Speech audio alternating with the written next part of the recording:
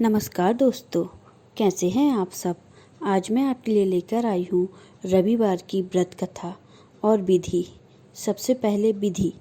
सब मनोकामनाओं की पूर्ति हेतु रविवार का व्रत श्रेष्ठ है। इस व्रत की विधि इस प्रकार है। प्रातःकाल स्नान आदि से निर्वस्त्र होकर स्वच्छ वस्त्र धारण करें।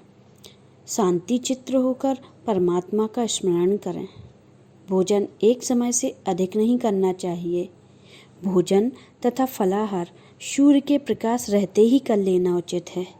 यदि निराहार रहने पर सूर्य छिप जाए तो दूसरे दिन सूर्य उदय हो जाने पर अर्घ्य देने के बाद ही भोजन करें।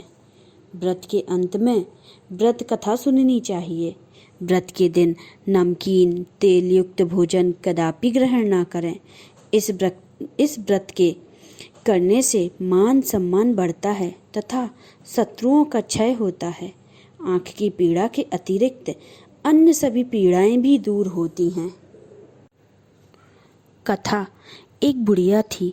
उसका नियम था प्रति रविवार को सवेरे ही स्नान आदि कर घर को गोबर से लीप कर फिर भोजन तैयार कर भगवान को भोग लगाकर स्वयं भोजन करती थी। ऐसा व्रत करने से उसका घर अनेक प्रकार के धन्य धान्य से पूर्ण था।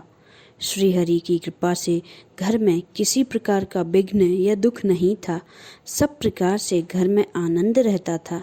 इस तरह कुछ दिन बीत जाने पर उसकी एक पड़ोसन, जिसकी गौ का गोबर वह बुढ़िया लाया करती थी, विचार करने लगी कि यह वृद्धा सर्वदा मेरी गौ का गोबर ले जाती है, इसलिए अपनी गौ के घर को भीतर बांधने लग गई। बुढ़िया को गोबर न मिलने से रविवार के दिन अपने घर को न लीप सकी, इसलिए उसने ना तो भोजन बनाया ना ही भगवान को भोग लगाया तथा स्वयं भी उसने भोजन नहीं किया। इस प्रकार उसके निराहार व्रत किया। रात्रि हो गई और वह भूखी सो गई। रात्रि में भगवान ने उसे स्वप्न दिया और भोजन न बनाने तथा भोग न लगाने का कारण पूछा। वृद्धा ने गोबर न मिलने का कारण सुनाया। तब भगवान ने कहा कि माता, हम तुमको ऐसी गौ देते हैं जिससे सभी इच्छाएं पूर्ण होती हैं, क्योंकि तुम हमेशा रविवार को गौ के गोबर से लीपकर भोजन बनाकर मेरा भोग लगाकर खुद भोजन करती हो। इससे मैं खुश होकर तुमको वरदान देता हूँ। निर्धन को धन और बांझ स्त्रियों को पुत्र देकर दुखों को दूर करता हूँ तथा अंत समय में मोक्ष देता हूँ। स्वप्न में ऐसा वरदान देकर भगवान अंतर्ध्यान हो गए और वृद्धा की आंखें खुली तो वह देखती ही कि आंगन में एक सुंदर गौ और बछड़ा बंधे हुए हैं।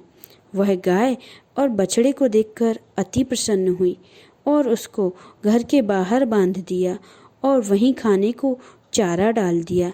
जब उसकी पड़ोसन बुढ़िया ने घर के बाहर एक अति सुंदर गौ और बछड़े को देखा तो द्वेष के कारण वह उसका हृदय जल उठा और उसने देखा कि गाय ने सोने का गोबर किया है, तो वह उस गाय का गोबर ले गई और अपनी गाय का गोबर उसकी जगह रख गई।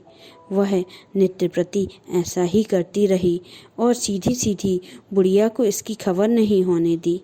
तब सर्व व्यापारी ईश्वर ने सोचा कि चालाक पड़ोसन के कर्म से बुढ़िया ठगी जा रही है, तो ईश्वर ने संध्या के समय अपनी माया से बड़े जोर की आंधी चला दी। बुढ़िया ने आंधी के भय से अपने गौ को भीतर बांध लिया।